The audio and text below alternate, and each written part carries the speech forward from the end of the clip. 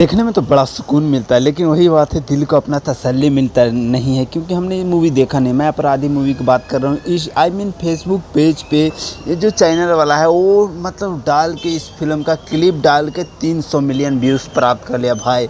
पैसे बंदे ने दबा के कमा लिए। अब तो यूट्यूब पे रिलीज़ कर दो यार, पता नहीं क्या लेवल के यार। इसका सारे फिल्म, जितनी भी फिल्म है खेसारी ले ले तो के सारे फिल्म का क्लिप डाल डाल के मिलियन में व्यूज़, और काफ़ी मिलियन में, मतलब 300 मिलियन यार।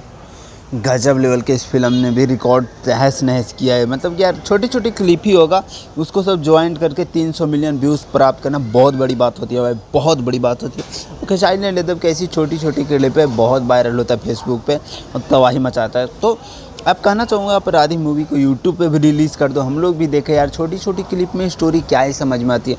थोड़ी कॉमेडी सीन होगी, थोड़ी एक्शन सीन होगी, तो उससे मज़ा नहीं आता है। पूरी फिल्म को मैं चाहता हूँ कि डाला जाए और इन्जॉय करा जाए हम लोगों से। ज़्यादा कुछ नहीं बोलता हूँ, चैनल को सब्सक्राइब करें, वीडियो शेयर करें। Love you, bye. मिलता हूँ नेक्स्ट अपडेट के साथ। तो देखते हैं कब आता है यूट्यूब पे।